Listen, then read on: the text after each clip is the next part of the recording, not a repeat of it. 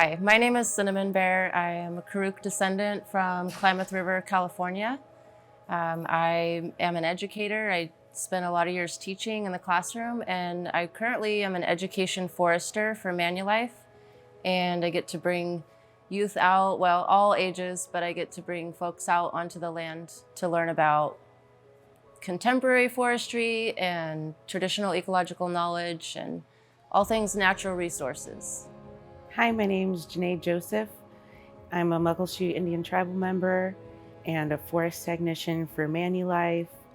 I'm finishing school right now for my bachelor's degree in forestry, and then I'll be full-time in the forest working with the youth and trying to educate them on all the historical knowledge that is yet to be fully incorporated into school today. My name's Lisa Wilson. I'm a Muckleshoot tribal member. I come from the Calvert family and the larger Nason family. I am the director of curriculum and instruction here in my community. And my primary responsibility is really developing, co-developing culturally centered curriculum and supporting our educators to implement that curriculum.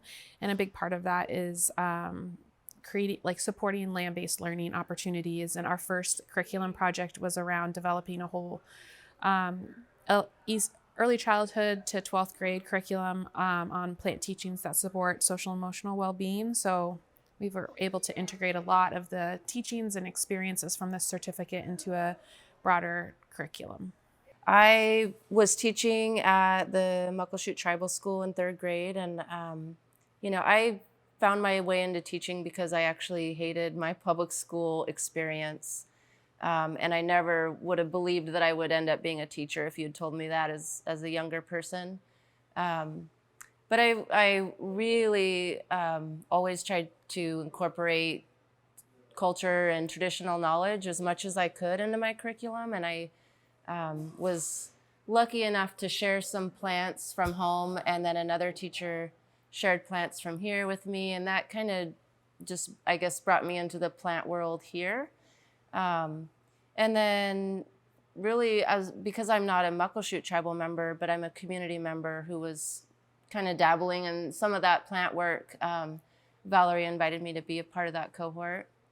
And so I had transitioned away from teaching because I had my fourth child, and then I transitioned into just upholding the work she'd started here with the herbal apothecary. And so for me, going through the class, it was exciting that it was happening, that it was even taking place, and very exciting that I got to take part in it.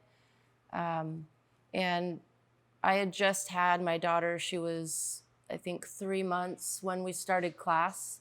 And so she came with me to every single class in the belly pack or the carrier, all Friday, Saturday, Sunday, whether we were here or out in the forest somewhere doing that work. She was right there with me. So for me, I loved being a part of that class in a group of women who were focused on that same work. And I loved that I got to have my daughter there, and I feel like it's all there now with her, that she carries that from the time she was born. So I feel really lucky. And then met a lot of other women who were doing the work too. For me, the class was at a perfect time in my life. I had just graduated from Clover Park, and I'd learned about the environment and plant medicine through the Western scope. And I needed somewhere to put all of that passion. And so when I graduated, I was just working a dead-end job, and I found an ad in the paper, the Muckleshoot Messenger, for a summer crew lead. And then I joined the summer youth crew during the time in which they needed a lead, and my eyes were just open to an entire new world that I had not discovered yet. And when I got up on the mountain at a huckleberry patch the very first time, and I started to cry, and I wasn't quite sure why I was feeling so overwhelmed. And so I asked an elder that was there, And she told me that my ancestors knew that I was home. During this time I worked for our grants department, and I actually worked with Valerie's brother. And at this time in my life, I didn't know a lot about plants, and wasn't very connected to my plant relatives. And the certificate came at a really, really impactful moment in my life that really opened up those relationships for me. And it really profoundly changed my life and helped me have a better understanding of who I was as a Muckleshoot person, as an Indigenous person. Helped me feel a stronger sense of like my own identity and my own sense of belonging in my community. And like Cinnamon and others have said, that sense of connection with other people, like the relationships that I made in that certificate, I still hold really dear, both like personally and then professionally, in the ways that we've all like taken that work and continue to serve our community with it. I come from a mental health background and an education background. And so for me, I got to have this experience that both shared knowledge with me, but was deeply healing for me as well, like in terms of my own mental health and my own well-being. And that has been a big factor of like how I have carried this work, and how I hope to be able to provide opportunities for others to experience that same kind of healing, and like strengthen and experience those kind of relationships with our more than human relatives, because these teachers are so powerful in the ways that they support our physical health, and the knowledge that they hold through their traditional stories, and the ways that they function in the world, and the ways that they thrive. And they also are so nurturing to our mental health and who we are and our well-being. And I think that was one of the big teachings. And so for me personally, and then, like I said, it's really beautiful to see the ways that both like Sin and I continue to, and like many others from the certificate, can still collaborate and still work together to be able to provide opportunities for our young people to be able to experience land-based education and those opportunities for healing. So it's like, and that's all based honestly off of like the hard work and the passion that Val's carried in the community for so many years. Like when I think about it, it's like we got the opportunity to connect with like a bigger cultural knowledge and stories that have existed since time immemorial, and then connect with Val and the beautiful work she's doing. And then it's really cool to see the ways that each of us have carried that work in different ways and still continue to like collaborate. And so it's just this like giant ripple effect. And that certificate helped to bring us all together and then kind of send us off into the world too. My grandmother was a medicine woman. And after she passed away, her house was, it burnt down. It just burned down. And all of her medicine recipes, notes, everything was gone. And so without that ability to see what she had learned, I would like to try to work to restore some of that. And I feel like sometimes when I'm on the landscape, she talks to me through the plants, whether it be something that catches the corner of my eye and I stop to take a picture really quick while everyone else trails on, or it be I'm coming down the mountain and a sudden rainstorm starts to hit me and I maybe get upset at first because I'm not ready for the rain, but then I should just be accepting that I can actually make it out of the storm. Make it back home and have dry clothes. Preservation,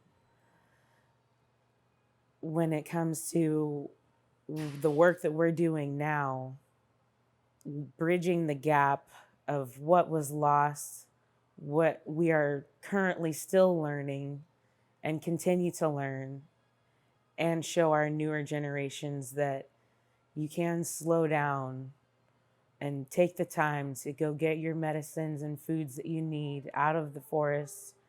And like Cinnamon said, it will be there next year. God willing, and the creek don't rise. It gets the sunshine and the water that it needs. It will be there to restore you. As long as you take care of it, it will do the same unto you. And so that's what I think of when I think of bringing us all together, and through that plant class and where we like to go, even just showing the newer generations that it's okay to do that. It's okay to take your time.